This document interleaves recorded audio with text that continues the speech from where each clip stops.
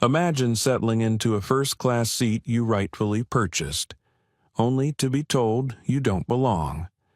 The ticket in your hand says otherwise, but the eyes around you say something else. What do you do when your dignity is questioned in front of strangers? When assumptions speak louder than truth? This is the story of Jonathan Reed, a man who carried himself with quiet strength while an entire system tried to push him out of his place. A flight attendant, a gate agent, a security officer, and even fellow passengers believed they knew who he was before he spoke a word.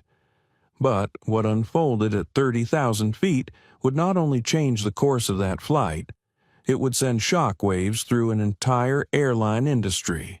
Would you have stayed calm in that moment? Could you have endured humiliation without breaking, waiting for the perfect moment to reveal who you really are? Stay with us as we dive into one of the most powerful true stories of dignity, prejudice, and transformation ever to unfold in the skies. Before we begin, don't forget to like this video, share it with your friends, and subscribe to our channel so you never miss these powerful stories. The first-class cabin of Aerovista Airlines Flight 982 was unusually quiet that Monday morning. Soft light streamed from the overhead panels, bouncing off the polished mahogany trim around the seats. The hum of the air system blended with the faint rustle of newspapers and the muted tapping of laptop keys.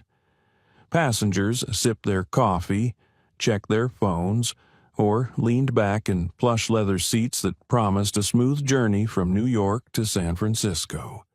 In seat 1A sat Jonathan Reed, tall, broad-shouldered, wearing a navy suit pressed so crisply it seemed freshly tailored that morning. His tie matched the shade of midnight, his shoes polished to a mirror finish. He looked every bit the man who had long since learned how to command a room without raising his voice. Yet Jonathan wasn't trying to command anything. Not here.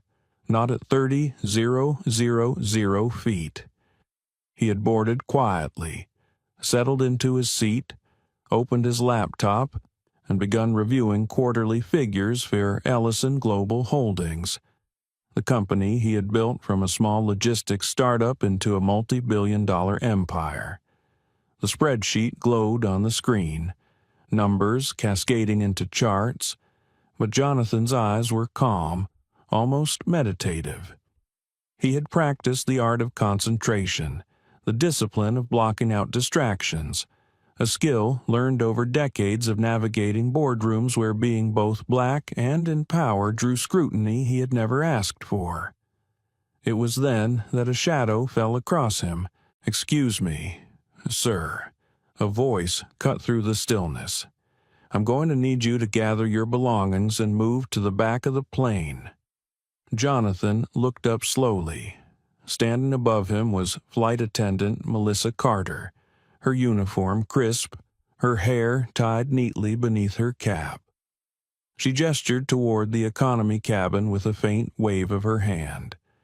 On her ring finger, a wedding band caught the cabin light, sparkling briefly as if mocking the situation.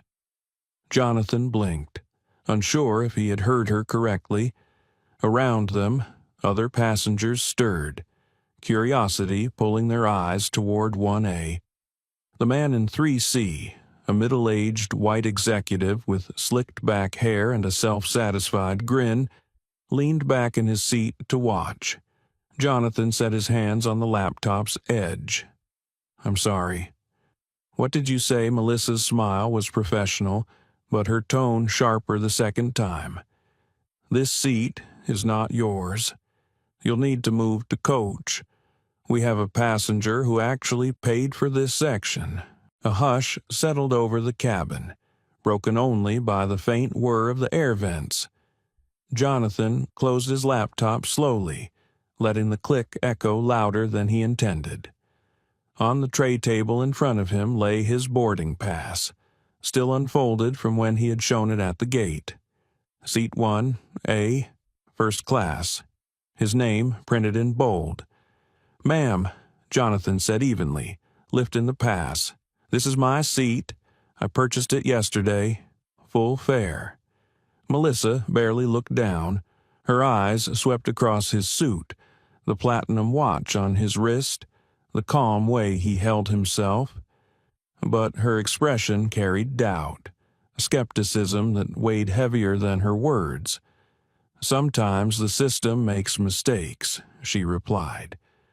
"We need to verify this wasn't an upgrade done improperly."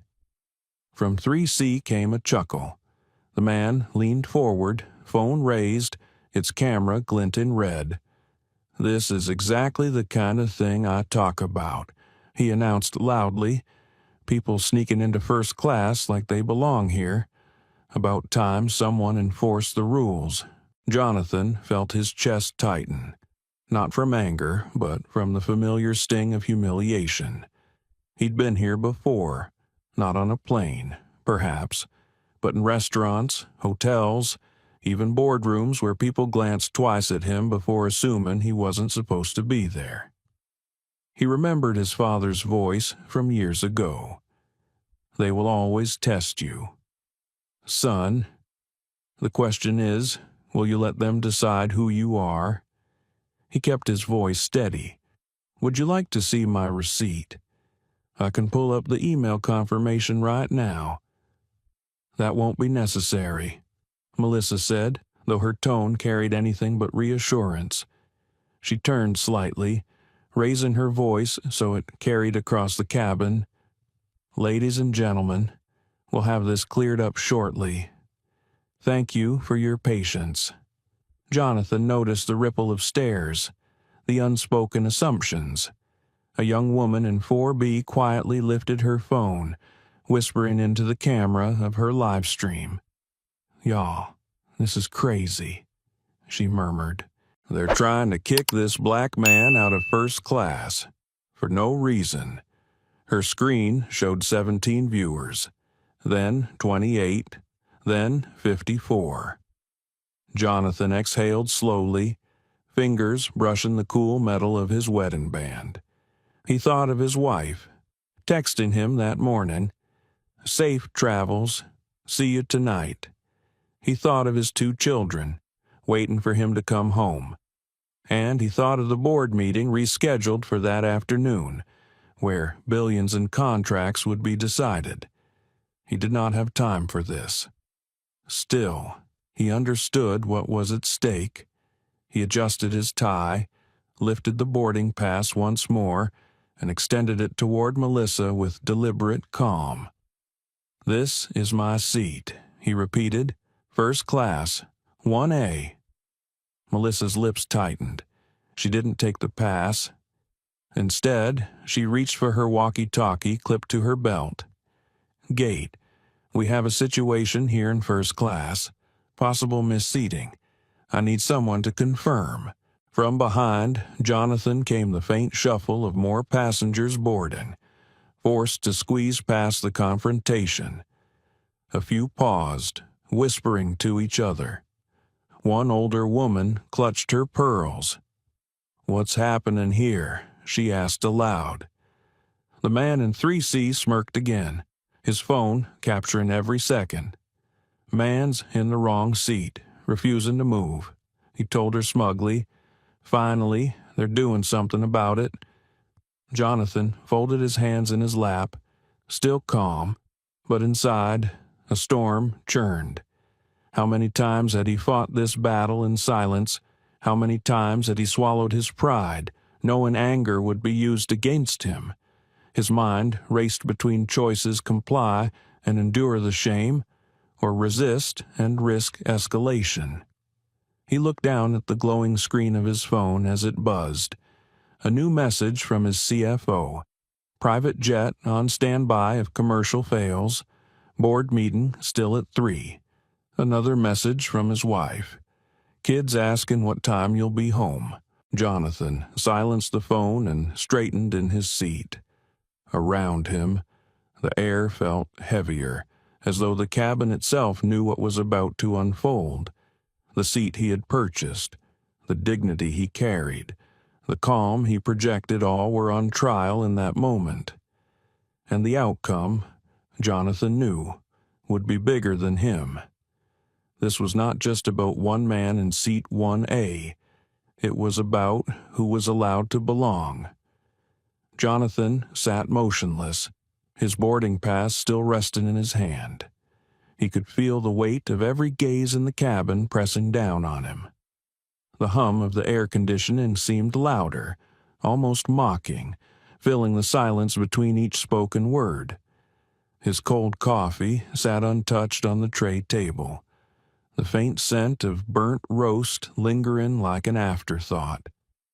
Melissa Carter stood tall, her uniform pressed perfectly, her chin raised as if she were defending sacred territory. She tapped her pen against the passenger manifest in her hand, each click sharp as a judge's gavel. "Sir, the system is showing you booked an economy seat last night at 11:47. This," she gestured toward the slip of paper Jonathan held, "must be an error." Jonathan lifted his eyes, calm, unblinking. "I didn't book economy. I booked first class. This very seat." Melissa hesitated, only for a breath. She had seen that look before, the look of a man who knew exactly who he was and refused to let anyone redefine him. But still, she pressed forward. "We have to treat all irregularities the same way. Sir, you'll need to wait in economy until this is resolved." From 3C, Greg Thompson leaned forward, seizing the moment like a shark circling prey. His phone camera stayed trained on Jonathan. "This is what I mean about people gaming the system. He's wasting everyone's time. Rules exist for a reason. If I pay for first class, I want first class to mean something." The words cut sharper than Greg intended. A ripple went through the cabin. A few passengers nodded, others frowned. But the teenager in 4B, Ava Johnson, raised her phone a little higher. Her whisper carried urgency as she spoke to her growing live audience. "Y'all, look at this. He literally showed them his boarding pass. Seat 1A, clear as day, but they're acting like he doesn't belong here." Her viewer count ticked higher, 74, then 120, then 243. Hearts floated across her screen. Comments scrolled, "This is racist as hell. Stand your ground, brother." Others less kind. "He probably sneaked in. Just escort him out already."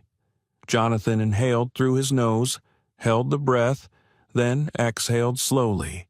He reminded himself of his father's lessons, of nights at the dinner table when his dad would tell him stories of fighting battles without fists, of winning wars with patience. He could almost hear the words again. "Son, they'll try to move you off your path. Don't let them. Your dignity is worth more than their suspicion." He turned the boarding pass around and held it close to Melissa's face. His voice was steady, even. "First class, 1A, Jonathan Reed, purchased yesterday, paid in full. There is no irregularity, only a mistake in your system." Melissa pursed her lips, then stepped back. She whispered into her walkie-talkie, her words too low to catch. Jonathan watched her carefully. He saw the nervous flutter in her fingers, the quick dart of her eyes to the front galley. He recognized the look. It was not about policy anymore. It was about assumption. Behind her, the flow of passengers slowed as they entered the cabin, forced to squeeze past the standoff at the very front. A middle-aged woman carrying a designer handbag muttered under her breath, "Some people always cause problems." A young man in headphones glanced at Jonathan, then gave him the faintest nod of solidarity before slipping into his seat. Jonathan's phone buzzed again on the tray table. Another email. his assistant reminding him that the board meeting materials were already uploaded, his CFO asking if the jet was still an option, his wife sending a photo of their children eating breakfast, smiles wide, unaware of the storm brewing in a cabin thousands of feet from the runway. Jonathan closed his eyes for a moment. He pictured his daughter's laughter, his son's unfiltered curiosity. He wanted to be home tonight, to kiss their foreheads, to tell them stories before bed. He wondered how he would explain this. Daddy was asked to leave his seat today. Not because he did anything wrong, but because someone decided he didn't belong. The ache sat heavy in his chest. Melissa returned, this time with another figure behind her. A young gate agent, no older than 25, tablet in hand, nervously clutching it like a shield. Her badge read Claire Summers. She avoided Jonathan's gaze, her eyes fixed on the screen. "Mr. Reed," she began, her voice trembling with the weight of authority she wasn't sure she wanted. "According to our system, you purchased a coach ticket, 11:47 last night. That's what's showing here." Jonathan tapped his phone, opened his email, and held it up. The confirmation gleamed on the screen. Clear as day, first class F, seat 1A. He extended it calmly toward her. "There must be confusion in your system, but this is my receipt." Claire's lips parted. Words caught in her throat. She looked at Melissa, then at the screen, then back at Jonathan. Greg spoke louder, angling his phone to capture the moment. "See? They always have some excuse.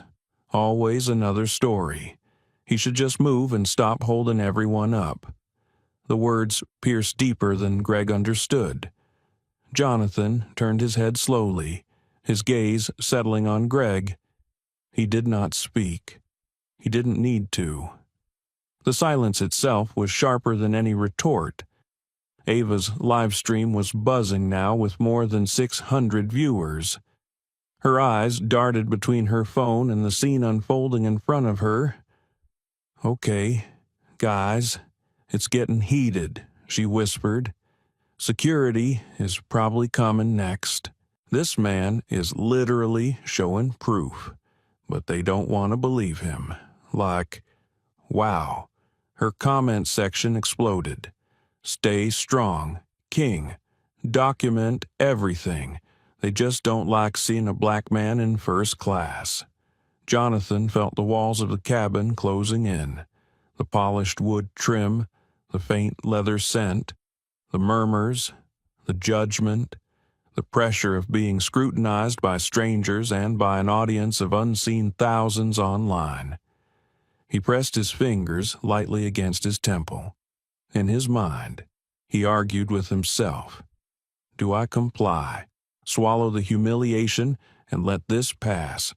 Or do I stand firm and risk being dragged out like a criminal? He thought of news clips, of men of color forced off planes, videos gone viral, families embarrassed, dignity stripped away. He thought of his shareholders, his employees, the hundreds of lives depending on him to lead. He chose silence again. Silence, but not surrender. Melissa's patience was thinning. She tapped her walkie-talkie more aggressively this time. "Security.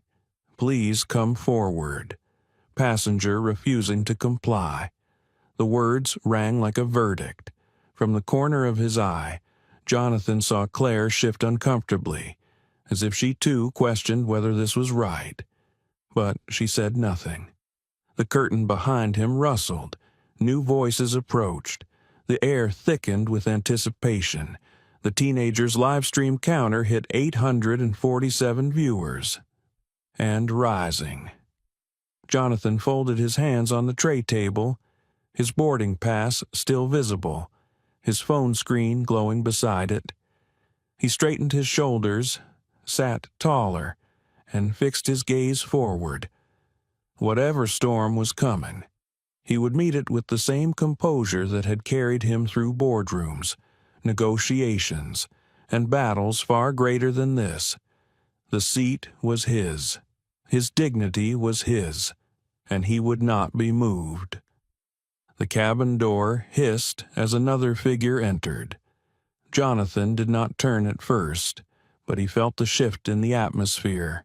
Conversations hushed. Eyes widened. The unmistakable bulk of a security officer stepped into the aisle. Officer Daniel Lopez adjusted the strap of his belt as he approached.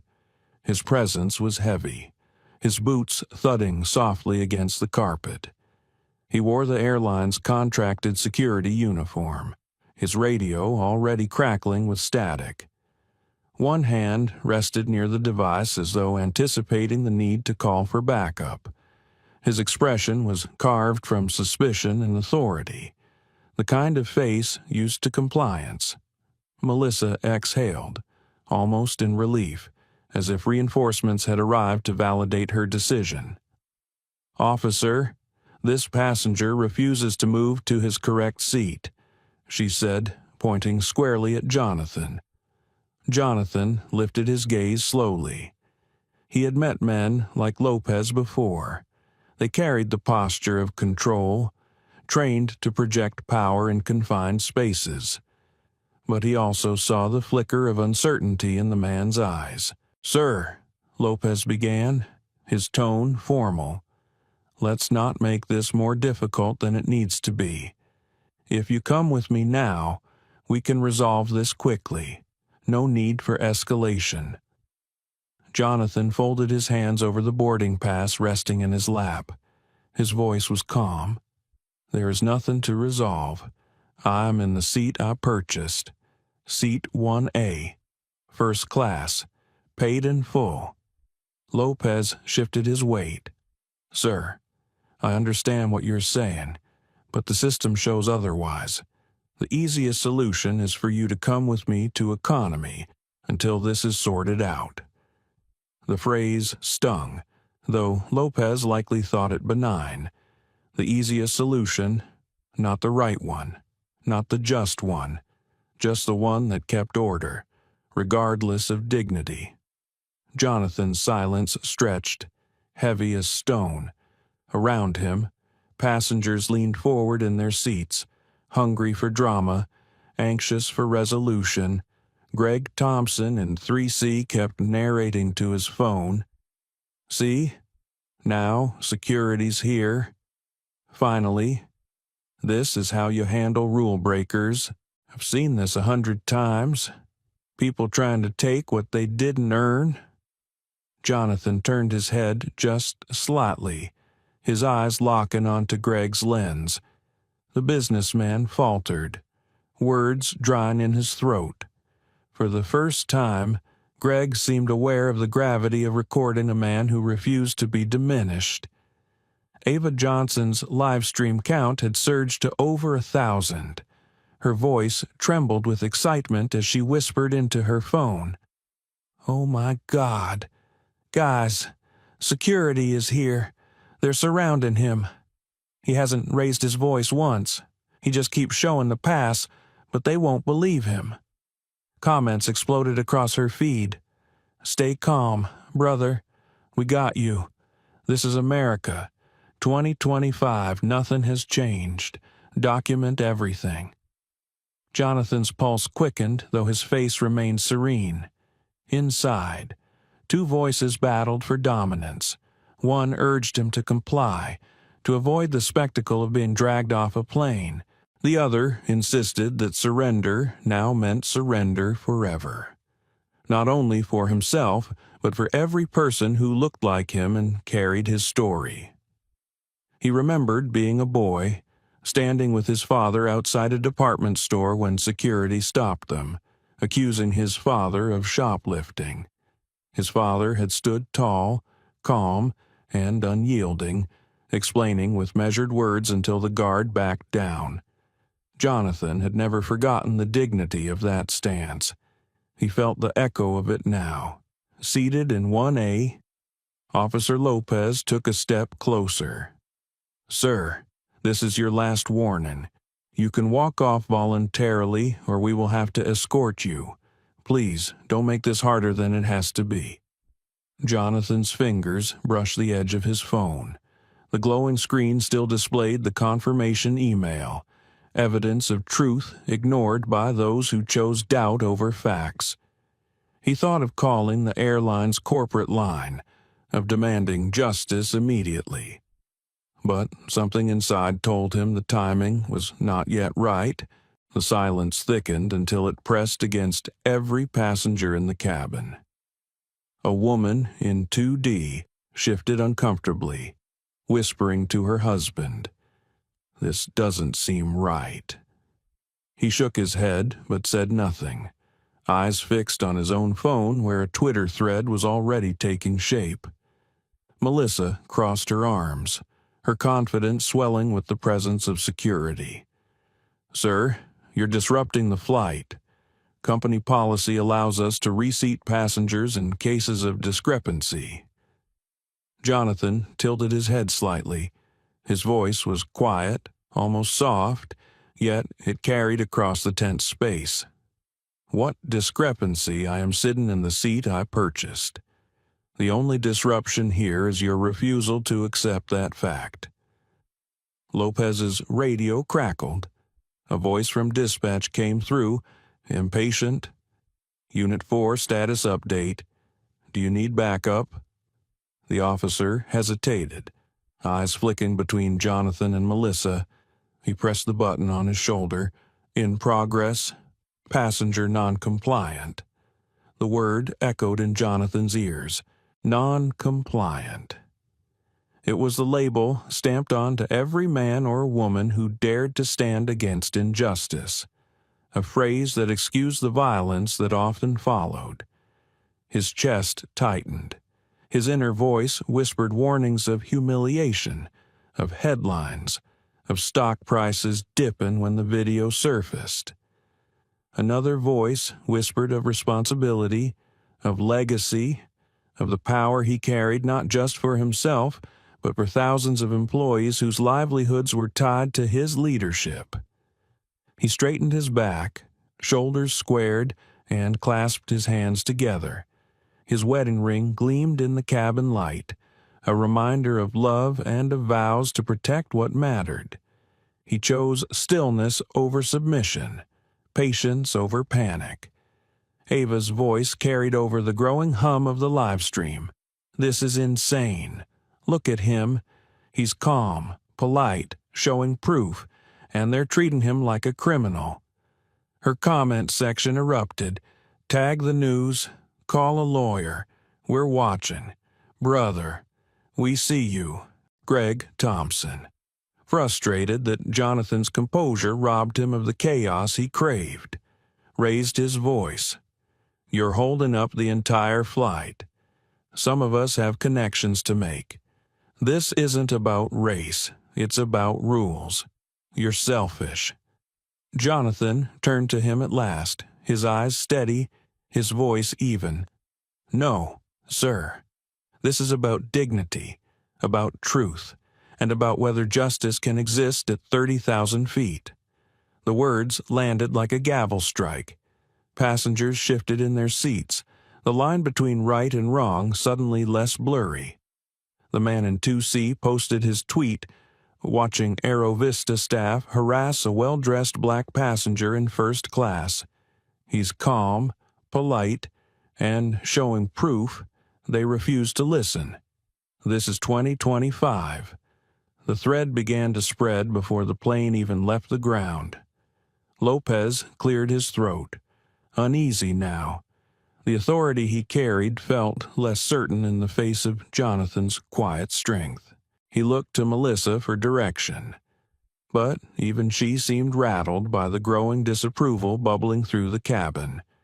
The tension was a living thing now, pulsing in the narrow space, pressing on every chest, whispering into every phone recording the moment.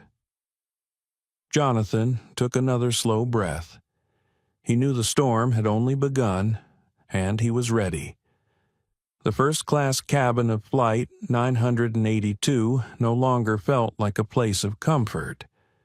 It had transformed into a stage where every glance, every whisper, every recorded frame of video added weight to a verdict that had yet to be delivered. Jonathan Reed sat in the center of it all, motionless in seat 1A, while around him voices sharpened into arguments and judgments. Melissa Carter stood rigid in the aisle, her arms crossed, her authority clinging to her like armor. Officer Daniel Lopez hovered nearby, shifting uneasily, caught between procedure and doubt. Claire Summers, the young gate agent, had retreated a few steps, her tablet glowing in her hands but her confidence dimming. And then there were the passengers. They had become a jury, though unappointed and unqualified, their biases and beliefs shaping the way they interpreted every word. Greg Thompson, still in 3C with his phone camera fixed forward, leaned in with a theatrical sigh. This is what I mean. Every year it gets worse. People taking seats they didn't pay for, disrupting everyone else. If I behaved this way, they'd throw me out immediately. His voice rang loud, meant to be heard not only by the cabin, but by the unseen audience on his recording. He looked around, inviting agreement, his smirk daring others to challenge him. An older woman across the aisle nodded slowly.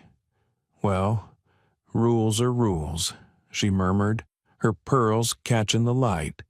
"If the staff says he belongs in economy, he should listen. We can't have disorder." But her husband, seated beside her, frowned. He showed them his ticket.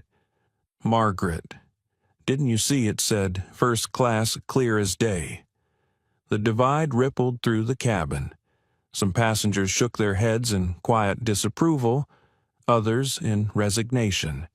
The air grew heavier with every opinion voiced. Jonathan sat tall, his boarding pass resting on the tray table like Exhibit A in a trial. He had shown it multiple times, he had explained calmly. Yet here he was, still surrounded, still doubted. His silence was not weakness, it was strategy. He understood that every word he chose now would echo, not only in this cabin but through every phone broadcasting the moment. From row 4, Ava Johnson's live stream continued to surge. Her voice carried an edge of disbelief as she updated her audience. "Guys, the passengers are literally arguing about him right now. Some are defending him. Others think he's lying. But you saw the ticket when he held it up. Seat 1A, it's right there. This is wild." Her viewers climbed past 1-500. Comments flew in rapid succession. "He's calm because he knows the truth.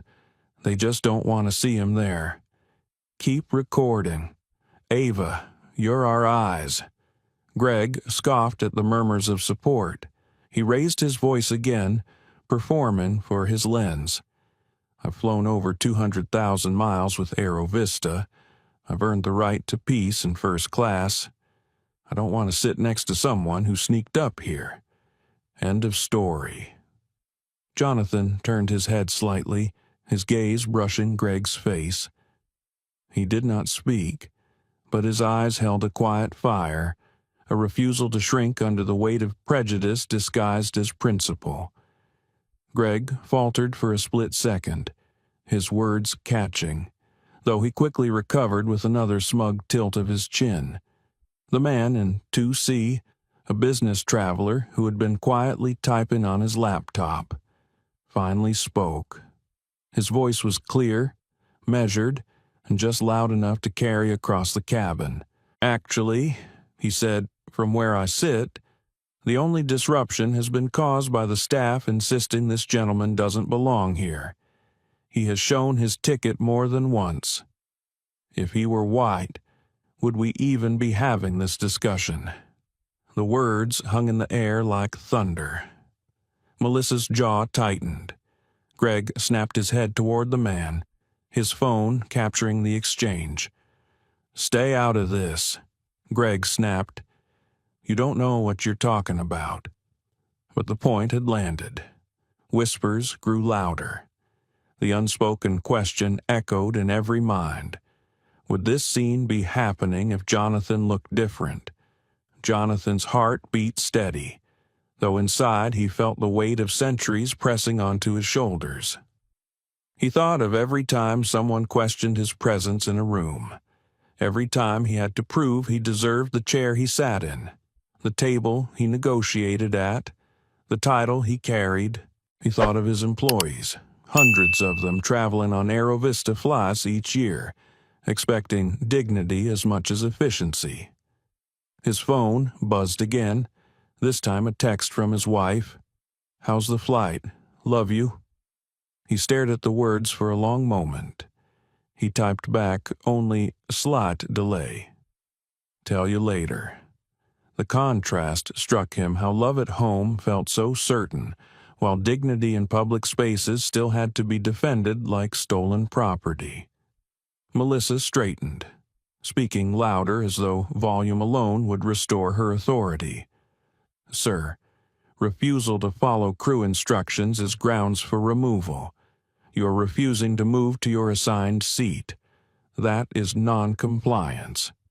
Jonathan lifted the boarding pass slowly, holding it high enough for everyone to see. His voice was calm, each syllable deliberate. "This is my assigned seat. First class, 1A, purchased at full price. What instruction am I refusing to follow?" "The instruction to surrender my rightful seat." The logic cut sharp, undeniable. Yet Melissa's face hardened. She could not back down now without admitting fault. Officer Lopez shifted again, his radio hissing faintly. Dispatch crackled through. "Unit 4, what's your status? We're holding departure." He pressed the button. "Passenger remains non-compliant. Awaiting supervisor." The words sent another ripple through the cabin. The man in 2C leaned forward, typing furiously. His Twitter thread was already gathering traction.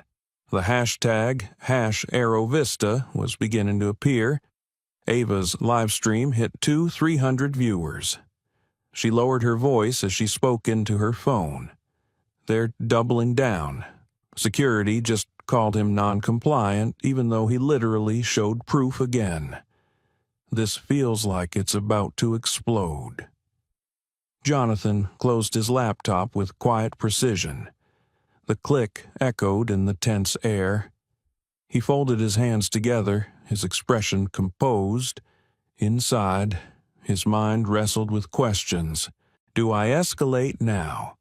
Do I call Clara Hale, the CEO, and end this instantly? Or do I wait? Let them show the world exactly what they are before I reveal who I am. He chose patience. The lesson his father taught him decades ago burned in his chest. Sometimes the most powerful move is to let others expose themselves. Greg muttered again, mostly to his phone. Finally, someone's enforcing standards around here. This is how you protect the value of first class. Jonathan ignored him, keeping his gaze steady ahead. He could feel the eyes of the cabin on him, judging, doubting, supporting, condemning. He was both defendant and witness, his dignity the case under review. The aisle had become a courtroom. The passengers were the jury, and Jonathan Reed, seated in 1A, was both the accused and the symbol of something far larger. He knew the verdict was still coming, and he would be ready to face it. Jonathan Reed sat as if carved from stone, his posture perfectly still while the chaos swirled around him. In his lap, the boarding pass remained visible, the bold print declaring what should have ended the debate long ago. First class, seat 1A, paid in full. Yet the cabin was a theater of disbelief, doubt, and spectacle. The hum of the engines outside was steady, a reminder that time itself was moving forward even as his flight remained stuck in limbo. Each minute pressed heavier against his chest. He knew delays meant more whispers, more recordings, more eyes waiting for him to break. Inside, his mind was not calm. It was a battlefield. One part of him wanted to erupt, to stand and demand justice in a voice that could not be ignored. He imagined himself raising his voice, calling out the injustice for what it was, shaming Melissa, Officer Lopez, and every other staff member who had doubted him. He could picture passengers gasping, some in support, others in shock, their phones capturing the fury of a man who had been wronged. But another voice, deeper and more familiar, warned him. That voice belonged to his father. He could almost hear it, steady and low, as if the man were seated beside him again. Don't give them the excuse, son. They'll twist your anger into a weapon against you. Patience is your shield. Silence is your sword. Jonathan swallowed hard. His father had died years ago, but the lessons lived on, etched into his bones. He remembered one night when he was 15. They had been driving home from a late church service when a patrol car pulled them over. The officer had asked his father to step out, his tone dripping suspicion. Jonathan had sat frozen in the passenger seat, terrified. His father had remained calm, his voice polite but firm, explaining every movement, every action, until they were finally released. Later that night, he had told Jonathan, sometimes surviving the moment is more important than winning it. That memory burned fresh now. He understood survival, but he also understood something else. He was no longer a boy. He was a man with power, influence, and a responsibility to use both wisely.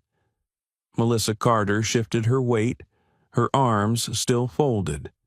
She glanced toward Lopez, then at the passengers. Her authority was slipping, and she knew it.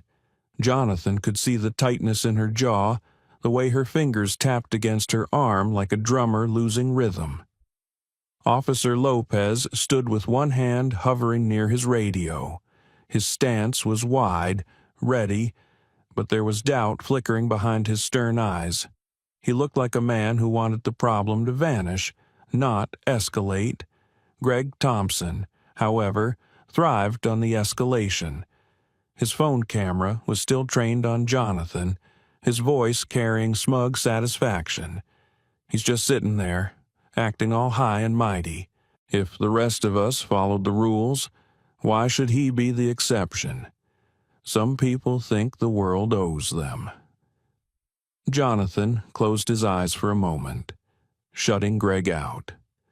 He let the hum of the cabin wash over him, the sound of air systems, the faint click of a keyboard from the man in 2C, the soft murmur of passengers debating whether he was right or wrong. Every detail grounded him, kept him from drifting into anger. He opened his eyes and looked down at his phone. His wife's message still glowed softly. "Love you." He imagined her face, warm and reassuring, her voice calming their children when they asked why Daddy was away again. He wanted to be home tonight, to tuck them in, to remind them that the world could be kind even when it was cruel. But what would he tell them about this? That their father, despite everything he had achieved, was still treated as if he did not belong. Would his son see it as weakness if he complied? Would his daughter lose faith if he did not resist? The questions gnawed at him, sharp as teeth. Across the aisle, the older woman with pearls muttered again, "This has taken too long. We should have left by now."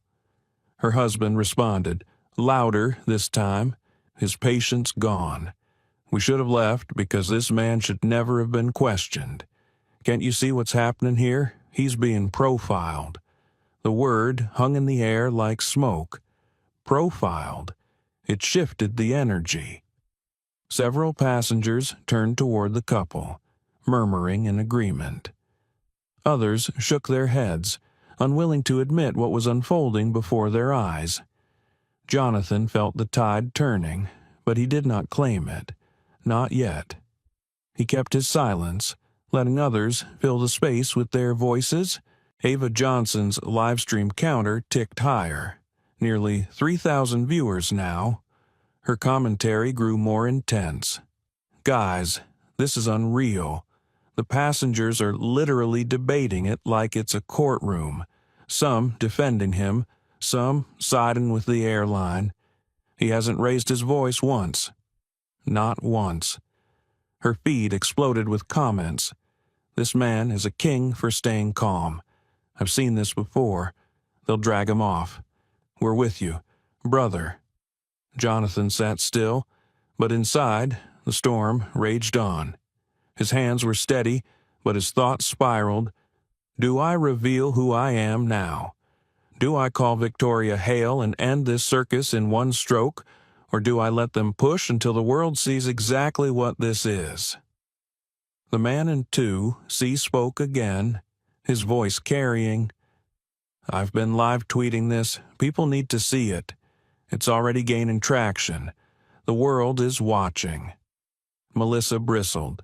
Sir, please remain uninvolved. This does not concern you, but it did concern him. It concerned everyone in that cabin. It concerned everyone watching online. And Jonathan knew it would soon concern far more than that. He reached for his coffee, now lukewarm, and lifted the cup with slow precision. The taste was bitter, but he sipped it anyway. It was a ritual of control, a statement that he would not be rushed, not be rattled, not be stripped of composure. Melissa leaned closer, her voice dropping but not enough to hide the edge. You're making this harder than it needs to be. Just move to economy and we'll sort it out later. Jonathan placed the cup down gently and met her eyes. His voice was quiet, but it carried the weight of mountains. The only thing making this harder is your refusal to accept the truth. For a moment, the entire cabin seemed to hold its breath. Lopez shifted again, uncomfortable with the standstill. Greg muttered curses into his phone. Ava's whisper grew more excited as her feed surpassed 4,000 viewers. Jonathan sat back, folded his hands once more, and let the silence do the work. He understood now. The silence was not just for himself. It was for every eye watching, every heart judging, every voice waiting to rise. It was a mirror held up to the injustice unfolding. And in that silence, Jonathan Reed wielded more power than any outburst could ever deliver. The air in the cabin had grown thick, heavy with tension. Every passenger could feel it pressing against their skin like an invisible weight. Jonathan Reed remained still, hands folded neatly, his gaze fixed straight ahead. Around him, the storm of doubt, authority, and prejudice swirled louder by the minute.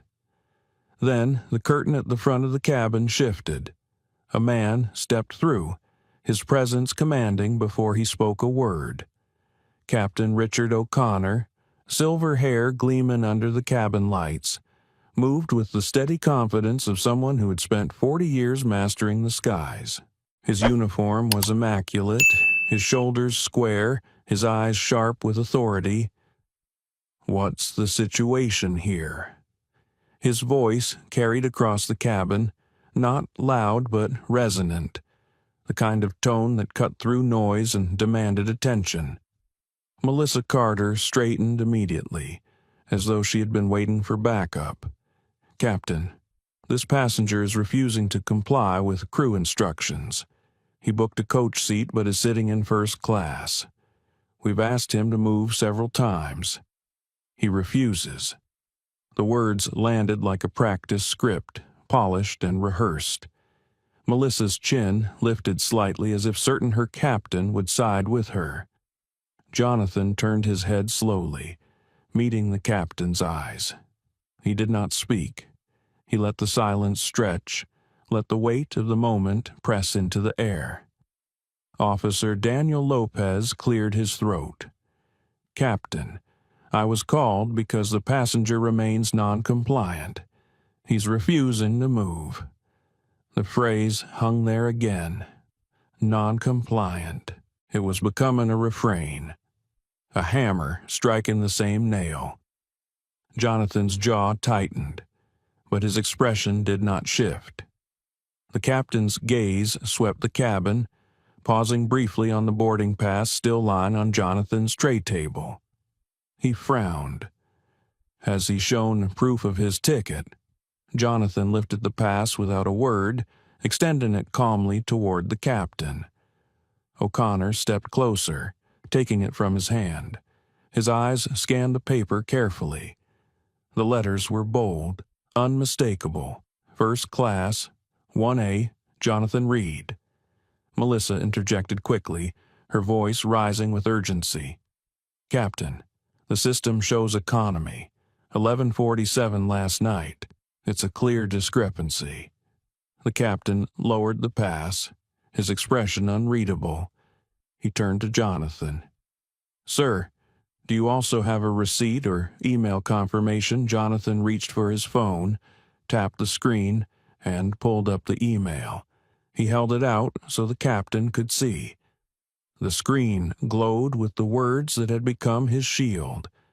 First Class F, Seat 1A. Captain O'Connor's jaw flexed slightly as he absorbed the contradiction.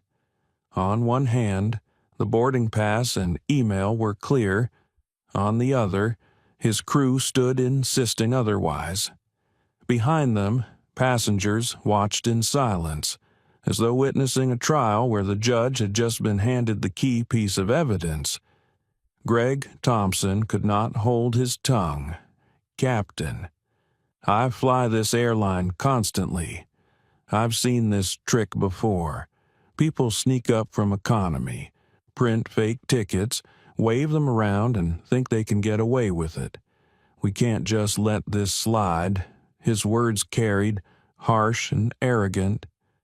Ava Johnson's phone captured every second. Her live stream had climbed past 5,000 viewers now. She whispered quickly into her phone, "Guys, the captain has the pass in his hand. He's seen the email, too, but the staff keeps insisting it's wrong. This is crazy. You can feel the tension in here." Comments streamed across her screen. "Don't let them move him. The captain better do the right thing. We're watching this unfold live. Document everything." Jonathan's heart pounded steadily. Inside, though, he fought another war. Do I speak now? Do I reveal my leverage, call Victoria Hale, and end this? Or do I hold, wait for them to show the world who they are? He thought of the live cameras, of every person in that cabin who would retell this story. His silence was both weapon and shield, but it was heavy, unbearably heavy. Captain O'Connor exhaled slowly, handing the boarding pass back to Jonathan. "Mr. Reed, I understand your position, but according to our systems, this is not your seat. We cannot hold departure indefinitely. I need resolution." The words were diplomatic, but they leaned toward the crew. Jonathan recognized the tone. It was the voice of authority that valued efficiency above justice, procedure above truth. He lifted his eyes, voice low but firm. "Captain, the only resolution is to acknowledge what is in your hand and on this screen. That is truth. Anything else is injustice." The captain stiffened. He was not a man used to being challenged. He opened his mouth to respond, but another voice cut in. It was the business traveler in 2C. "Captain, I've been documenting this. That man has shown his boarding pass at least 3 times. He has shown his email. He is calm, polite, not disruptive. If you remove him, you will be removing a paying customer from the seat he rightfully purchased." The words spread like sparks. Passengers murmured louder now. Some nodded. Others whispered agreement. Melissa's eyes flashed. "This isn't about his behavior. It's about policy. If we let passengers decide where to sit, what happens to order on the plane?" Her argument rang hollow now, stretched thin against the mounting evidence. Ava's voice trembled as she whispered into her phone. "Y'all, passengers are starting to side with him. The captain is caught in the middle. The crew looks nervous. This is about to go viral." The live stream counter ticked past 6,000. Comments poured in, demanding accountability. Jonathan leaned back slightly, hands folded once again, inside. He felt the storm raging, but he forced it into stillness. His father's lesson echoed once more: patience, composure, dignity. He thought of his employees, hundreds of them who would face moments like this in hotels, airports, conference rooms. He thought of his children, who would one day ask why their father fought battles that others never had to. He thought of his wife, her message of love grounding him in the middle of humiliation. The captain rubbed his temple. He had been trained for turbulence, for storms that battered wings and engines, but this storm was human, and it threatened to tear apart more than a flight schedule. Lopez's radio crackled again. Dispatch pressed. Unit 4 status. We need clearance for departure. The captain's voice grew sharper. Folks, we need immediate resolution. We cannot delay this flight much longer. Melissa stepped forward, sensing her chance. Captain, per section 12.4 of the manual, crew instructions must be followed pending resolution. He must move. The citation sounded official, but Jonathan saw the desperation in her eyes. She needed this to end her way. He breathed deeply, steadying himself. He could feel the weight of every eye, every phone, every unseen viewer beyond the cabin walls. He was both man and symbol, flesh and idea. His thumb hovered over the first contact in his phone. Victoria Hale, CEO of Aerovista Airlines. The power to end this entire charade sat at his fingertips. Yet he hesitated, not out of fear, but out of calculation. The timing had to be perfect. For now, silence remained his weapon, and as the captain stood torn, as Melissa pushed her policy, as passengers argued and live streams multiplied, Jonathan Reed waited, because he knew the truth. The longer they pushed, the heavier the consequences would fall when the truth finally broke free. Jonathan Reed sat as if rooted to the seat, his boarding pass once again resting near his folded hands. The cabin lights seemed brighter now, harsher, as though exposing every detail of the confrontation that refused to end. He had not moved, had not raised his voice, yet the storm around him raged louder by the second. Captain Richard O'Connor stood only feet away, his uniform immaculate, his silver hair gleaming under the lights. He looked like a man who had weathered countless storms at 30,000 feet. But this storm was not one his training had prepared him for.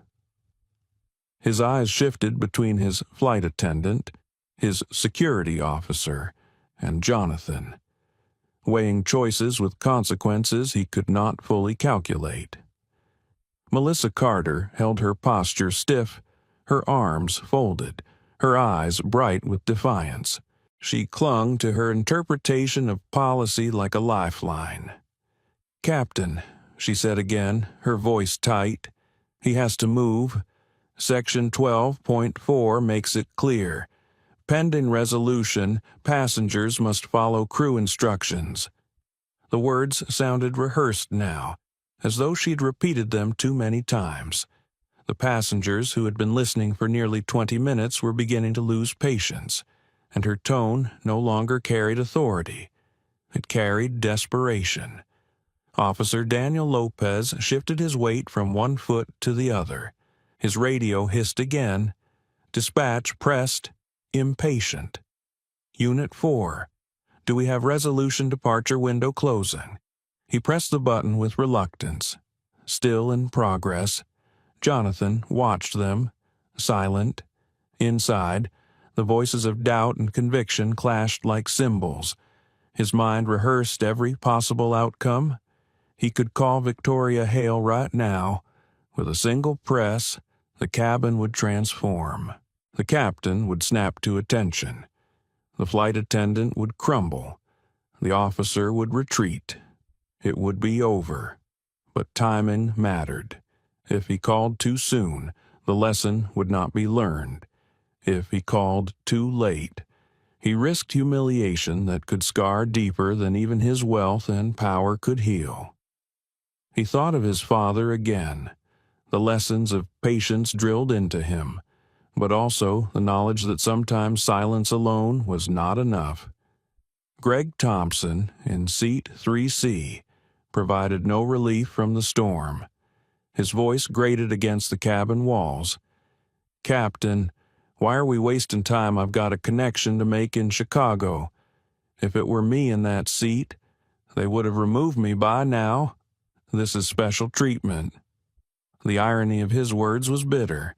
Jonathan nearly allowed himself a smile, but his face remained calm. He would not give Greg the satisfaction of reaction. Ava Johnson, only 16 years old, but holding more influence in this moment than she understood, whispered into her phone.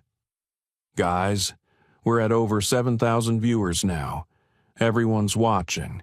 They're saying this could hit the news before the plane even takes off. People are angry. They can't believe this is happening."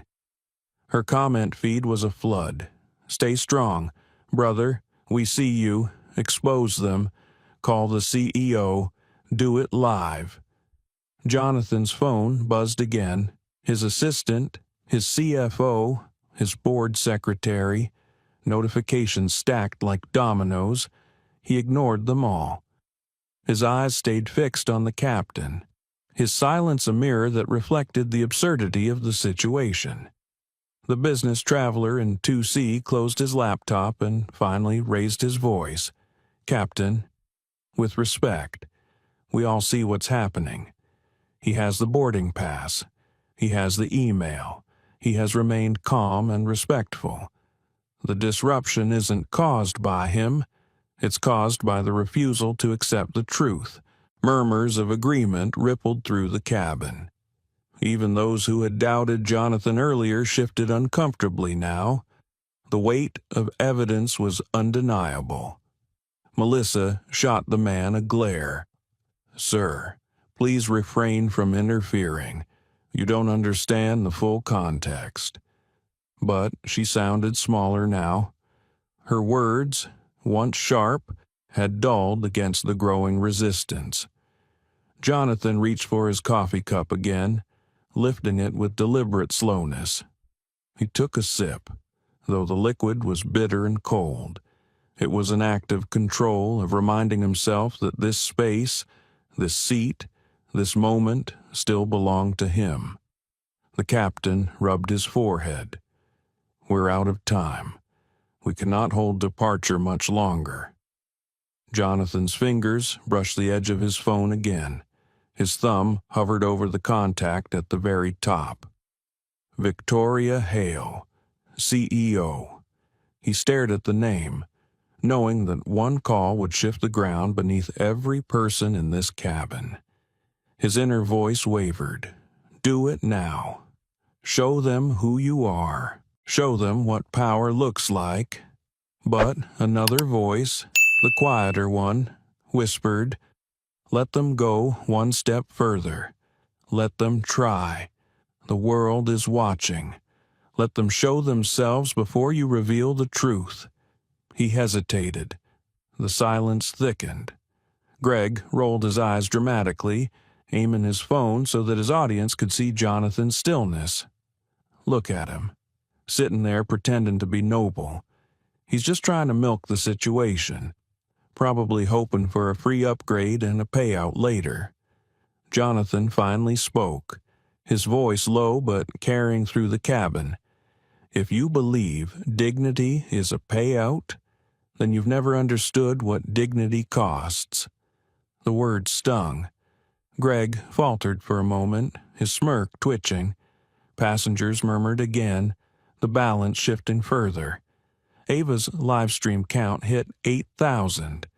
She whispered in awe, "Did you guys hear that he's speaking now? Oh my God, this is history happening."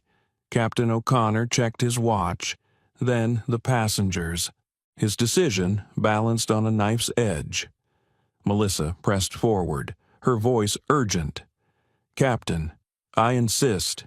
If he does not comply, we must remove him. Rules are rules." Jonathan inhaled deeply, the air heavy in his lungs.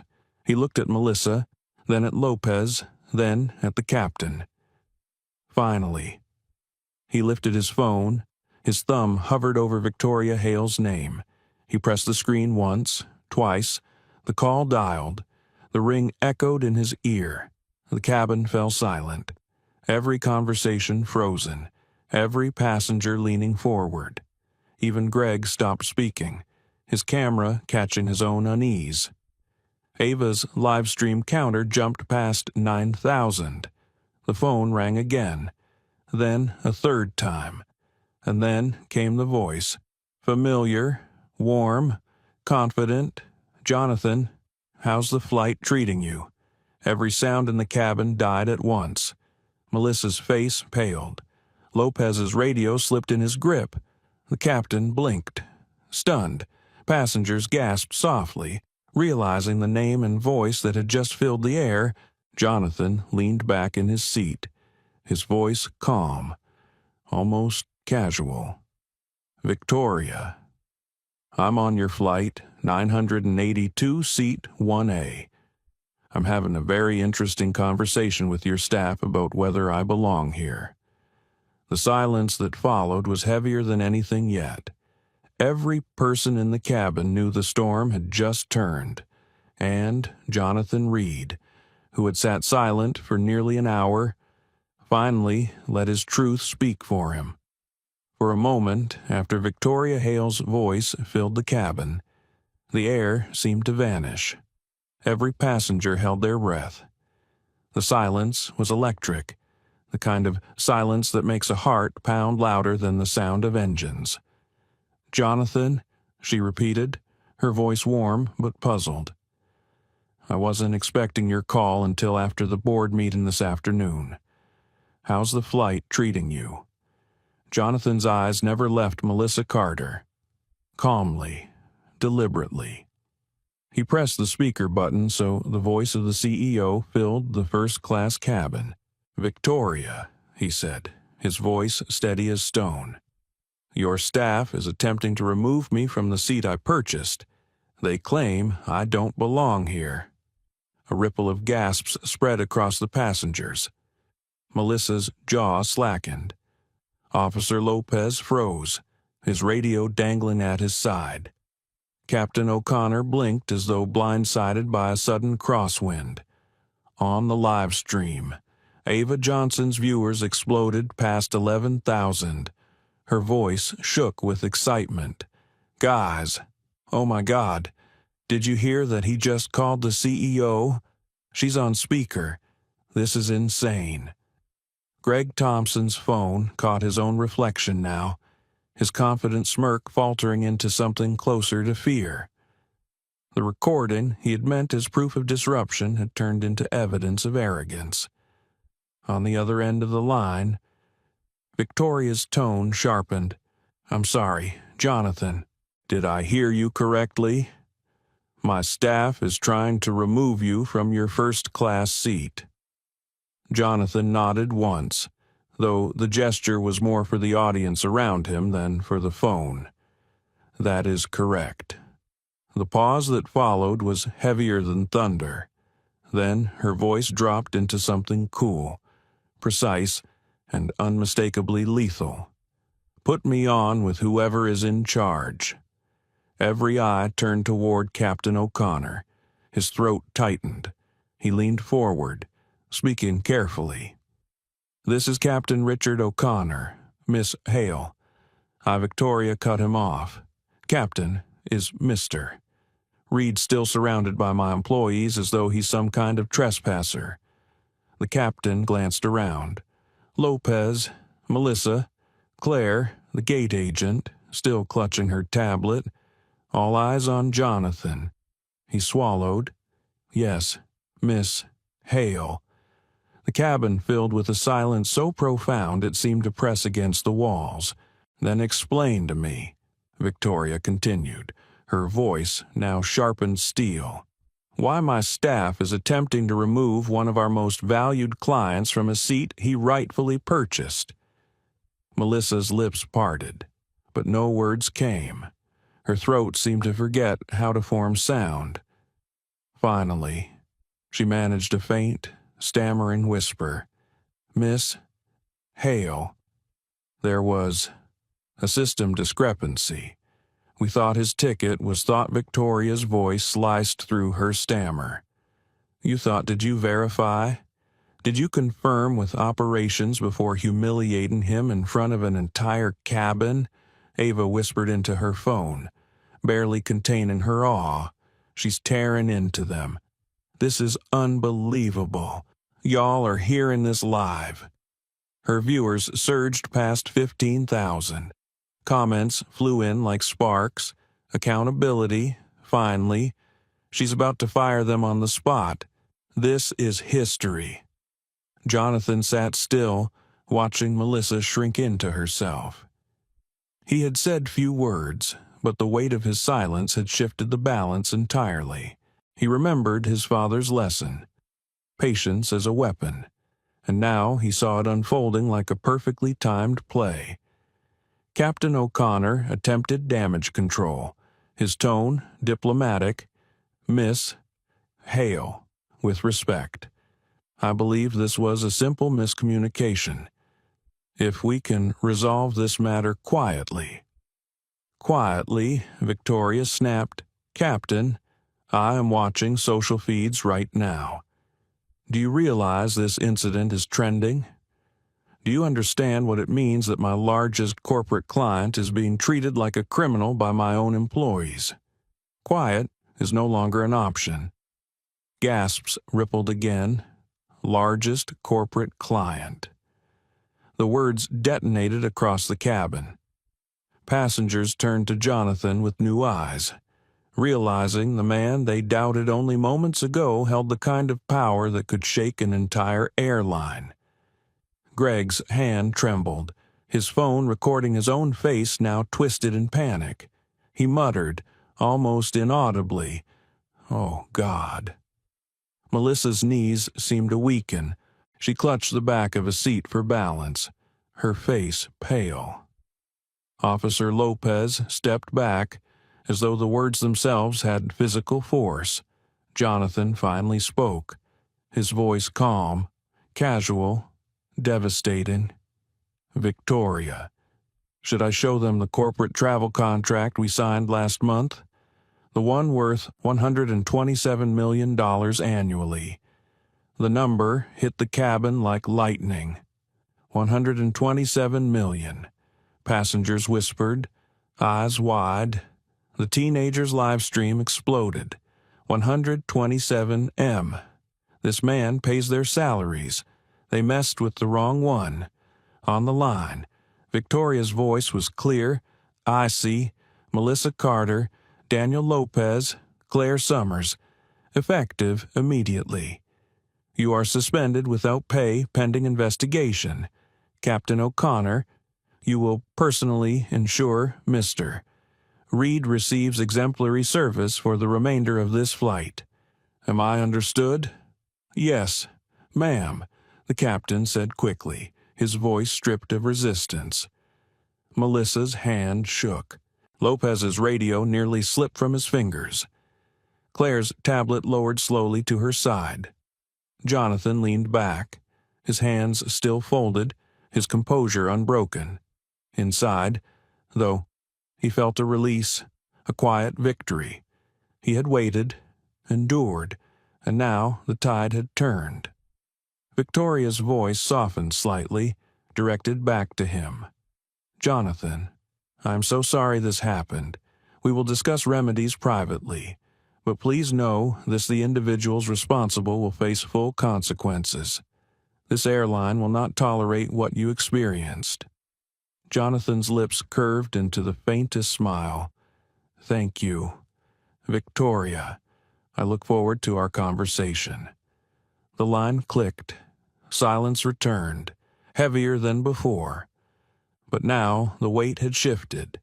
The power no longer pressed against Jonathan. It pressed against everyone who had doubted him. The passengers exhaled almost in unison. Some shook their heads, stunned. Others looked ashamed. A few glanced at Jonathan with respect, admiration even. Greg sat rigid, his phone lowered, his face pale. He had recorded his own humiliation, his own prejudice, his own complicity.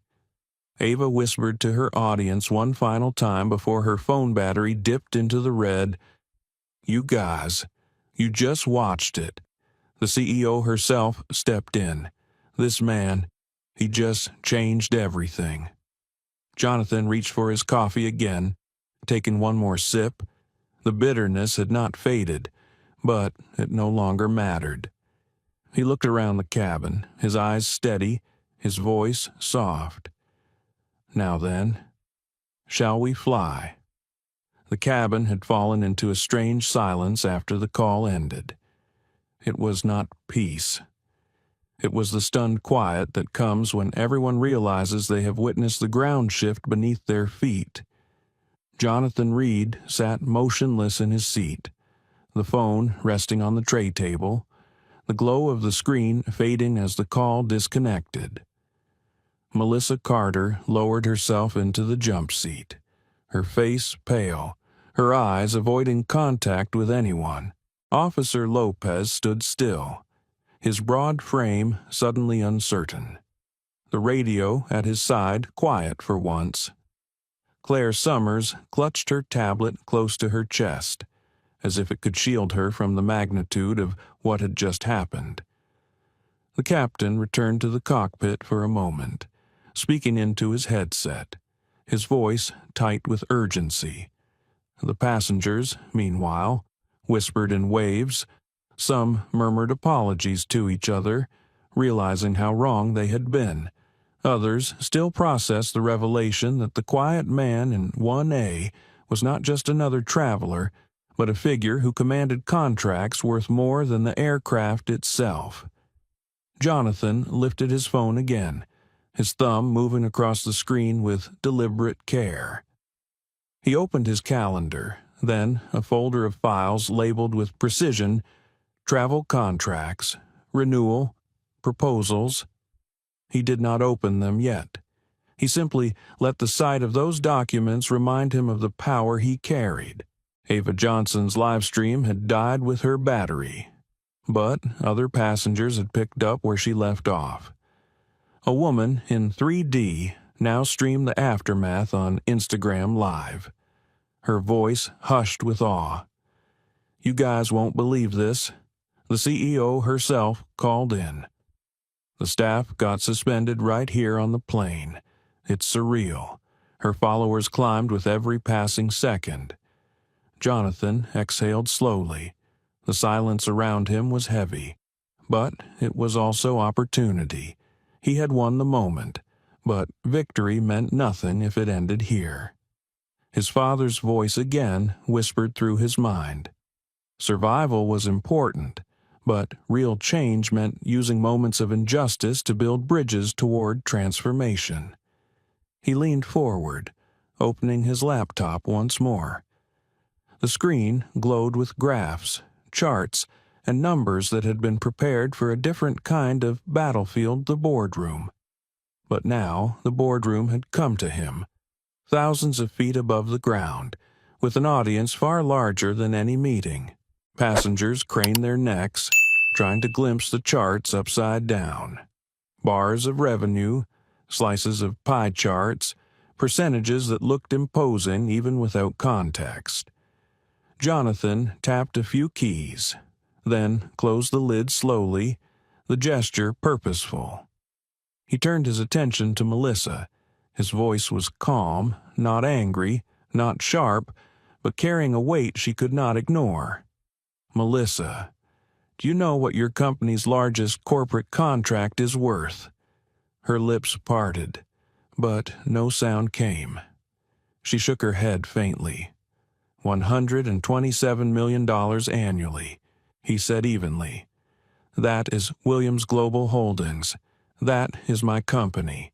And tonight, your actions nearly put all of it at risk." Her throat worked as she tried to swallow, her hands twisted together in her lap. She whispered, barely audible, I didn't know." Jonathan nodded once, slow and deliberate. "And that is the point. You didn't know, but you assumed. You assumed based on what you saw, based on what you believed did not belong in this seat." The words sank deep. Passengers leaned in, their own guilt reflected in Melissa's downcast eyes. Officer Lopez shifted uncomfortably, as though the rebuke had splashed onto him too. Jonathan's gaze turned to him. "And you, officer, you were ready to remove me by force. You labeled me non-compliant when I showed proof 3 times. Tell me, what was I refusing to comply with?" Lopez opened his mouth, then closed it. His eyes dropped, his voice cracked. I was following procedure." Jonathan's tone did not rise, but it cut sharper than any shout. Procedure that justified removing a man from his rightful seat. Procedure that defined compliance as surrender, not truth. The silence deepened. Even Greg Thompson said nothing now. His phone lowered, his earlier bravado evaporated. Jonathan leaned back slightly, his eyes sweeping the cabin. "Every one of you has witnessed this. Every one of you will carry this story when you leave. But what matters is not the humiliation I endured. What matters is what changes because of it." He tapped the lid of his laptop. "I will be speaking with Victoria Hale within hours, and here is what will be required." The cabin seemed to lean forward as one. Even the hum of the engines felt quieter, as though the aircraft itself listened. "First," Jonathan said, his voice steady, "every incident of bias must be documented and tracked at the corporate level, not buried, not dismissed, recorded and reviewed." A passenger in 2C nodded, his Twitter thread still growing online. "Yes," he whispered. "Second, monthly training on bias and cultural competency. Not annual workshops that fade in memory, but consistent accountability." Melissa closed her eyes, her face twisting with the weight of his words. "Third, executive bonuses tied to inclusion metrics. If incidents increase, pay decreases. If you want accountability, it must begin at the top." Gasps rippled softly. Passengers exchanged looks. They understood the gravity of what he was proposing. Jonathan's voice did not falter. "Fourth, a reporting system for passengers, real-time, accessible, escalated directly to corporate headquarters. No one should feel voiceless when they are humiliated." The woman in 3D whispered to her phone. He's literally rewriting airline policy on the plane. This is history. Fifth, Jonathan continued, a financial commitment. Annual donations to civil rights organizations focused on equity in transportation. Not symbolic, not one time. Annual. The passengers sat in reverent silence. The weight of systemic change filled the air more heavily than the humiliation had only minutes earlier. Jonathan folded his hands once more, his eyes moving across the faces in front of him, and, finally, transparency, public reporting of every discrimination complaint. Let the world see, let shareholders see, let passengers see. The silence that followed was not disbelief. It was awe. The passengers were no longer simply witnesses. They were part of something unfolding larger than themselves. Jonathan sat back, his breathing steady, his voice calm. That is what will come from tonight. Not anger, not revenge, change. He glanced once at Melissa, then at Lopez, then at Greg, whose phone now trembled in his grip. Because dignity is not negotiable, not for me, not for anyone. The cabin exhaled collectively, as though the weight had finally shifted from humiliation to transformation. Jonathan Reed lifted his coffee once more, sipping it slowly, his calm composure unbroken. And at 30,000 feet, he had begun to change not just a flight, but an entire system. The cabin lights dimmed slightly as the crew prepared the aircraft for departure, but no one felt relaxed. The passengers were still buzzing from the confrontation they had just witnessed. Some scrolled through their phones, reading the first trickle of headlines. Others whispered quietly, replaying Jonathan Reed's calm demands. Jonathan himself sat unmoved, his posture tall, his breathing steady. His coffee cup was empty now, but he left it on the tray as if to mark the patience with which he had endured the storm. He knew the call from Victoria Hale was not finished. A CEO did not simply apologize and vanish. There was business yet to be done, and this plane, for better or worse, had become the boardroom. Only minutes later, his phone buzzed again. The caller ID glowed Victoria Hale. Direct line. The timing was deliberate. He let it ring twice before answering. He pressed the speaker button once more, his deep voice steady. Victoria. Her tone was sharp, controlled, the voice of a woman balanced in fury with precision. Jonathan, I have just finished reviewing footage from our operations center. I saw everything. I saw the pass, the email, the refusal to acknowledge either. This is unacceptable. Passengers turned their heads, leaning in to hear. Even those in the rows behind craned forward, straining against their seat belts. They knew instinctively they were listening to something unprecedented. Jonathan's reply was calm, almost detached. You saw what I saw. Proof ignored, dignity denied. Yes, she said, and that will not stand. But before we move forward, I need to understand your expectations. You gave them a list. I heard some of it. Do you want to formalize this? Now Jonathan allowed the silence to stretch. He wanted her to feel the pause, the anticipation in the cabin. Then he answered, Yes, we will formalize it now, while the memory is fresh, while the world is watching. Gasps fluttered through the passengers. They realized he was not negotiating behind closed doors. He was negotiating here, in front of them, with their ears as witnesses. Very well, Victoria said. Let us begin. Jonathan opened his laptop again, the glow of charts and graphs reflected in his eyes. He spoke evenly, his words deliberate. The first condition is documentation. Every incident of bias, large or small, must be logged at the corporate level, not hidden, not dismissed, tracked and reviewed. Victoria did not hesitate, approved, effective immediately. Whispers rose across the cabin. The passengers glanced at one another, real change spoken into existence mid-flight. Jonathan continued. Second, mandatory monthly training, not annual workshops.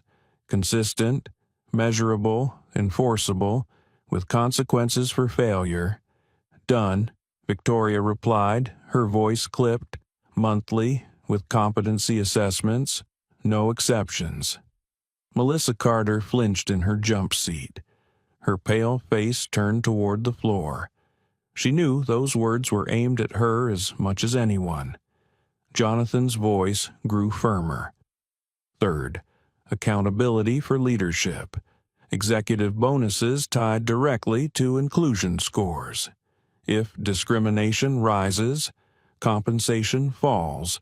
Accountability must flow upward. There was a pause on the line. A CEO knew what that meant, angry vice presidents, resistant managers, but Victoria Hale was no coward. Agreed, she said, metrics tied to bonuses. I will draft the framework myself. The passengers murmured again. A businessman in 5A shook his head in disbelief. He's rewriting corporate pay scales at 30,000 feet. Jonathan's gaze never wavered. Fourth, a passenger dignity app. Real-time reporting of discrimination, automatically escalated to headquarters and legal review within 24 hours. Approved, Victoria said quickly. We will begin development this week. A woman in row 4 gasped audibly. That would have saved my son 2 years ago. She whispered to no one in particular. Her words hung in the cabin, unshakable testimony. Jonathan pressed forward. Fifth, financial commitment.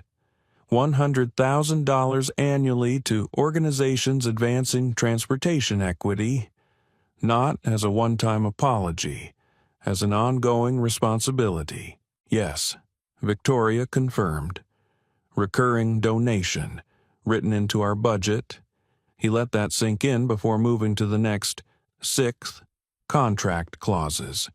Anti-discrimination terms written into every corporate agreement. If bias is proven, clients may terminate without penalty.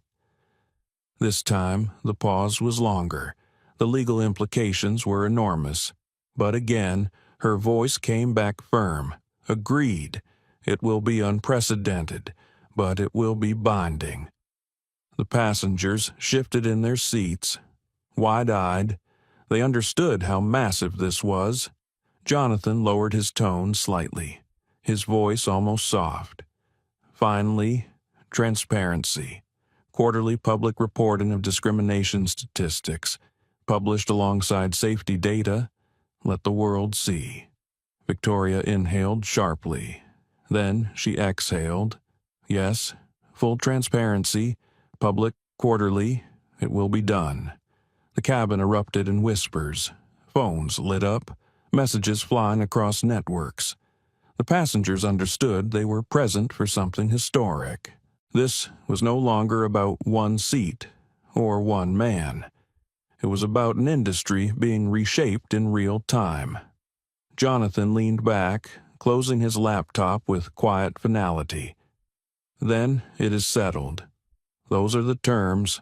Without them, Williams Global Holdings will reconsider our renewal. He did not need to say the number again. 127 million hung in the air like an invisible weight. Victoria's voice softened, carrying both respect and resignation. Jonathan, you will have signed commitments before this plane lands. Good, Jonathan replied. His voice was calm, almost gentle. Because this was never about me. It was about every passenger who sits down and wonders if they will be questioned simply for existing. Melissa looked up then, tears pooling in her eyes. She opened her mouth to speak, but no words came. Jonathan turned his gaze briefly toward her, not with anger, but with something heavier expectation. The cabin fell silent again as the call ended. Phones glowed with breaking alerts. The business traveler in 2C updated his thread. Passenger forced to prove dignity. Negotiates corporate reform live on a flight. This is bigger than one seat. This is a turning point. Jonathan lifted his empty cup once more, setting it aside with finality. He adjusted his tie. Calm as ever. Inside, though, he felt the quiet thrum of victory. Not the petty triumph of revenge, but the deeper satisfaction of transformation. He had turned humiliation into negotiation. He had turned silence into power. And, at 30,000 feet, with the world listening, he had begun the work of rewriting what dignity would mean in the skies. The engines hummed as the aircraft finally began to taxi. But inside the cabin, no one was thinking about takeoff. What had unfolded was too raw, too heavy. Passengers sat in silence, their faces reflecting a mix of awe, discomfort, and quiet reflection. It felt as though they were no longer on a flight but inside the pages of history. Jonathan Reed sat upright in 1A, his laptop closed, his phone resting on the tray table. He did not look triumphant. There was no grin of victory, no boast. His expression was calm, almost meditative, as though the storm that had surrounded him had never touched his skin. But inside, his thoughts churned. He thought of his wife's last message. Love you. He thought of his children, who would one day hear this story and ask their father why it happened. He thought of the countless employees under his leadership, traveling the same skies, facing moments like this in smaller, quieter forms, often without witnesses. The responsibility weighed heavier than the Rolex on his wrist. Melissa Carter remained in her jump seat, her posture deflated. The crisp lines of her uniform seemed wilted now. Her hands trembled slightly as she clasped them together, her face pale. She had always believed herself efficient, professional, firm. But tonight, her certainty had shattered. She saw clearly that her actions, guided by assumptions and wrapped in the armor of policy, had humiliated a man whose dignity required no defense. Tears gathered at the corners of her eyes, but she fought them back, ashamed to let them fall in front of passengers. She could not escape the sound of Victoria Hale's voice replaying in her ears, cutting through her justifications with surgical precision.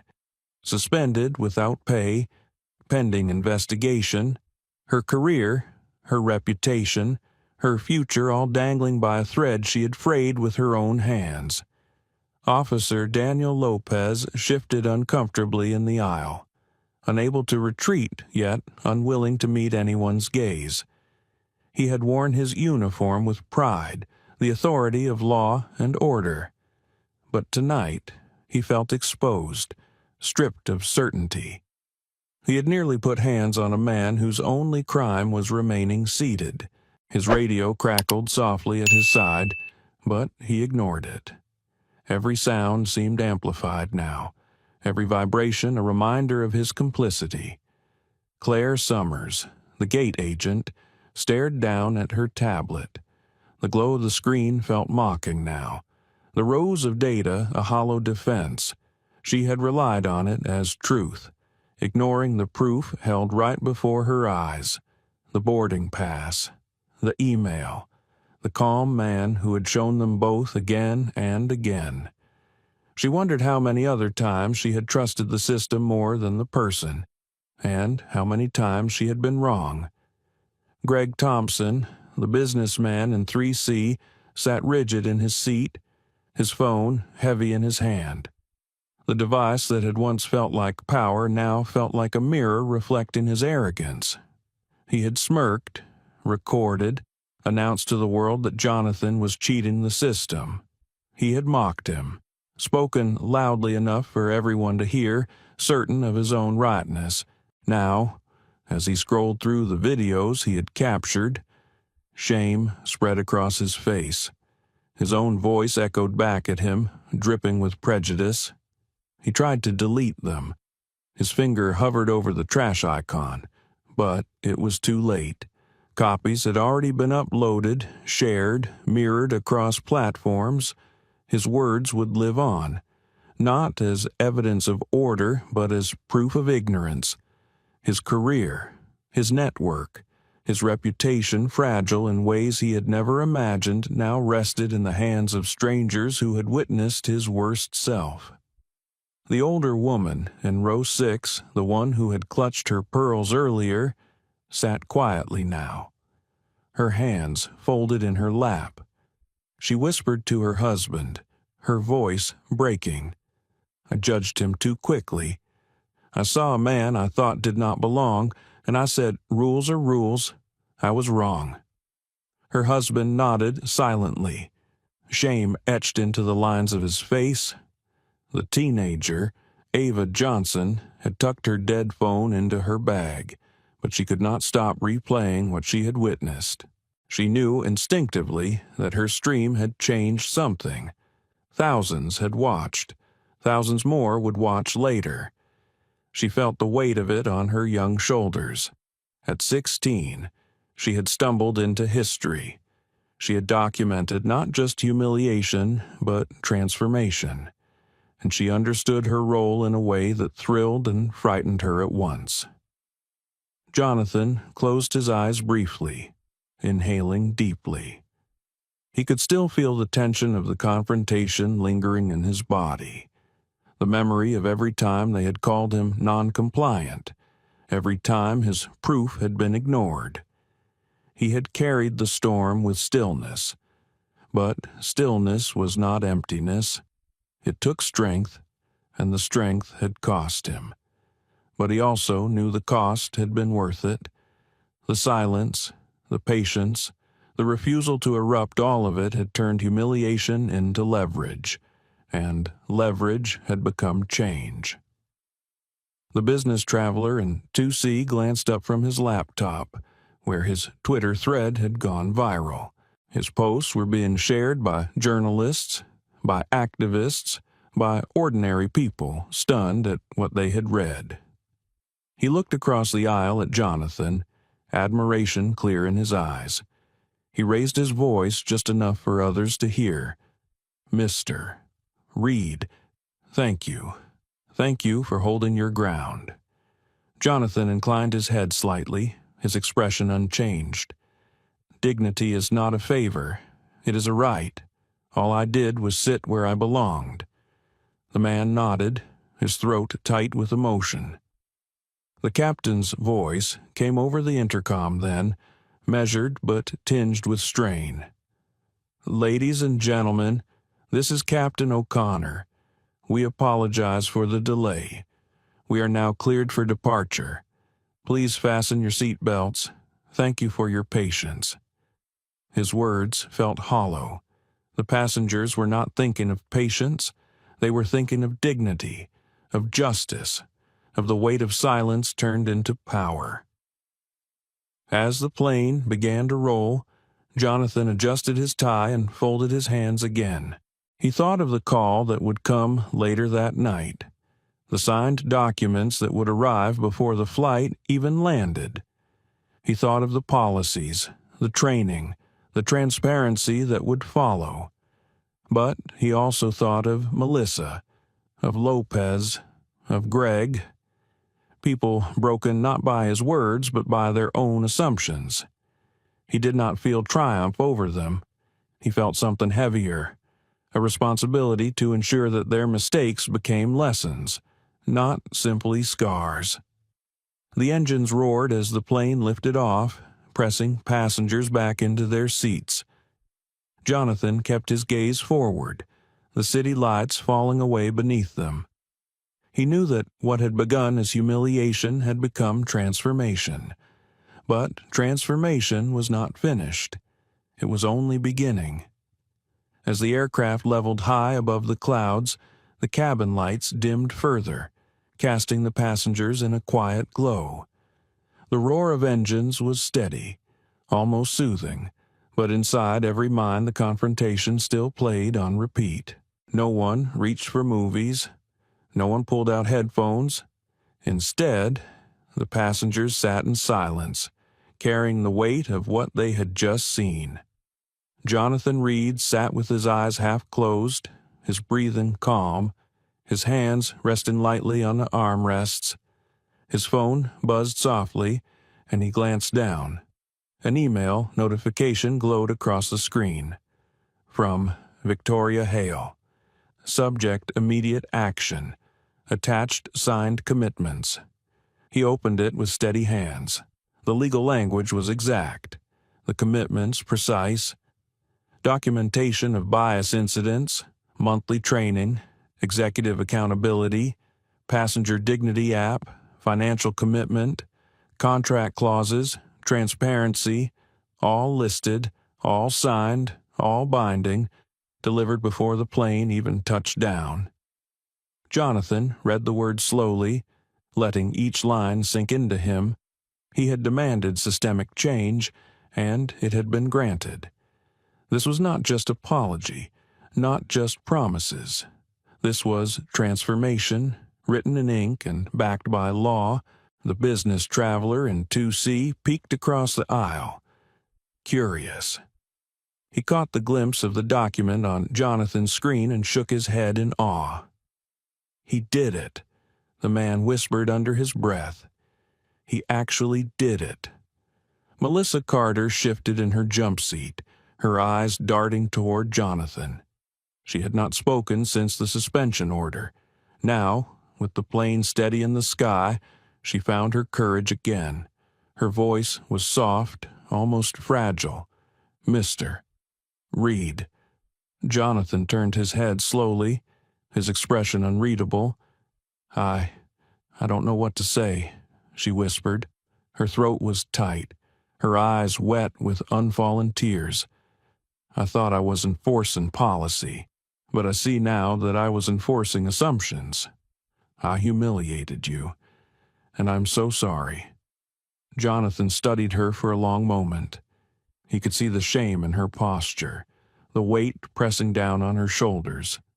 At last, he spoke, his voice calm but firm. Then do the work. Learn, grow. That is the only apology that matters. Melissa nodded quickly, swallowing hard. I will. I promise I will. Officer Lopez remained standing awkwardly nearby. He wanted to say something, but words failed him. He looked down at his uniform, at the radio clipped to his belt, and wondered how much authority mattered if it was used unjustly. Greg Thompson still sat stiffly in 3C, his phone on his lap. He had not dared to live stream since the CEO's call. Shame burned in his face every time he replayed his own words. Finally, as the plane cut across the night sky, he turned slightly toward Jonathan. His voice was low, stripped of arrogance. Mr. Reed, I owe you an apology, too. I assumed things I had no right to assume. I mocked you. I recorded you as though you were a criminal. I was wrong. Jonathan's gaze met his, calm as ever. Awareness is the first step. What matters is what you do with it. Greg nodded faintly. His hands shook as he set the phone face down on the tray table. The hours passed quietly. Some passengers drifted into uneasy sleep. Others typed furiously, their posts spreading across social media, amplifying the story further. The older woman in row 6 prayed silently, asking forgiveness for her quick judgment. Ava Johnson dozed lightly, her dead phone still clutched in her hand. dreaming of the live stream that had changed her life. At last. The captain's voice broke through the quiet. "Ladies and gentlemen, we have begun our descent. Please fasten your seatbelts. We will be landing shortly." The passengers stirred, seatbelts clicked, bags shifted, but the air in the cabin still carried gravity. They knew they were landing not just from one flight, but from something larger. As the wheels touched the runway, a soft cheer rose in the cabin, more relief than celebration. The plane slowed, the engines reversed, and the hum of arrival filled the air. Jonathan gathered his things slowly, his movements deliberate. He slid his laptop back into his leather briefcase, closed his phone case, adjusted his tie. Around him, passengers stole glances, their eyes filled with respect. They knew they had witnessed something historic. As the seatbelt sign chimed off, passengers began to stand. Melissa rose carefully, her hands still trembling. She stepped toward Jonathan, her voice steadying for the first time. "Mr. Reed, whatever happens with my job, I will carry this lesson. You have my word." Jonathan looked at her, his expression still soft but firm. "Make sure your word becomes action." She nodded, tears spilling freely now. Officer Lopez stepped forward, clearing his throat. "Sir, I need to do better. I see that now." Jonathan met his gaze and offered a single nod. "Then do better." Greg Thompson waited until the aisle cleared before approaching. He carried no smirk now, no bravado. His voice was almost broken. "If you're willing, I'd like to learn. From you, from what I saw tonight, I was blind." Jonathan adjusted his briefcase strap. "Then open your eyes. That is where it starts." Greg nodded, humbled. The passengers filed out, some pausing to nod or whisper thanks to Jonathan. The business traveler in 2C clapped him lightly on the shoulder. "The world needs more of what you did tonight." Jonathan did not answer. He simply walked forward, calm, collected. His steps steady down the jet bridge. Outside, the terminal lights glowed. His phone buzzed again with another email. Signed agreements had been distributed to the board of directors. Implementation was already underway.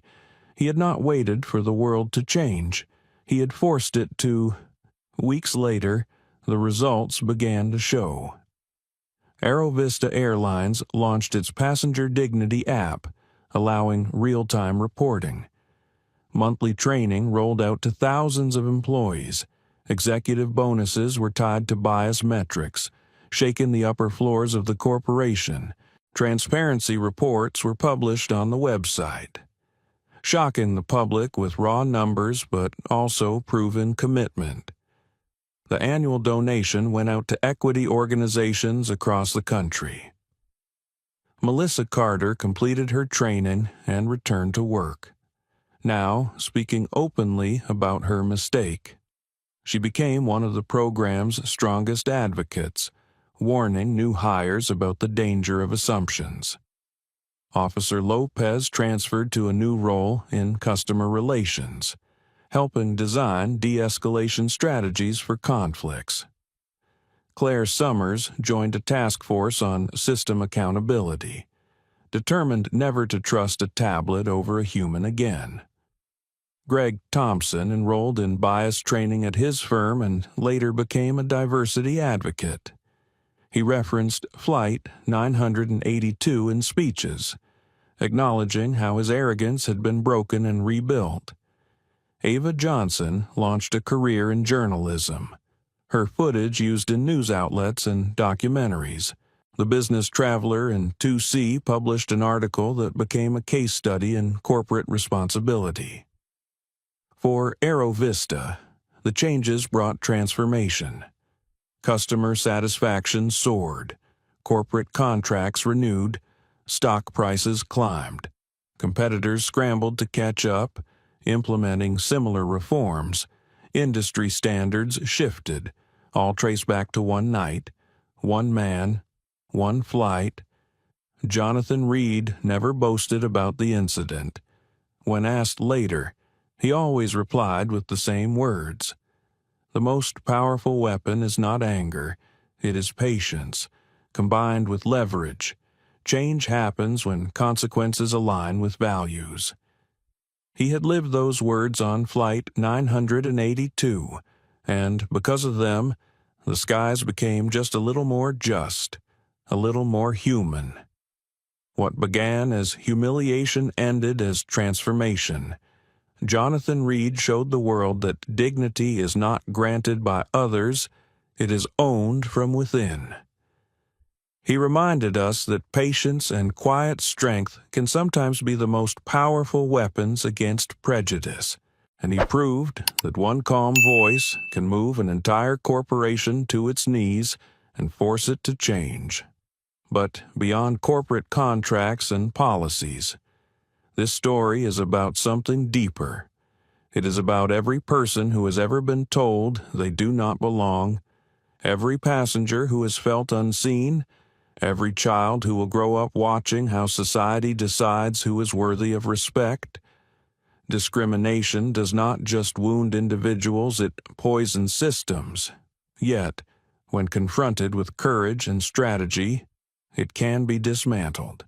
That is the legacy of Flight 982. So, as you leave this story, carry with you a reminder: silence can be broken, assumptions can be challenged, and dignity is not negotiable. If this story moved you, please like this video, share it with those who need to hear it, and subscribe to our channel for more stories of truth, justice, and transformation. The skies are changing, but only if we keep telling these stories together.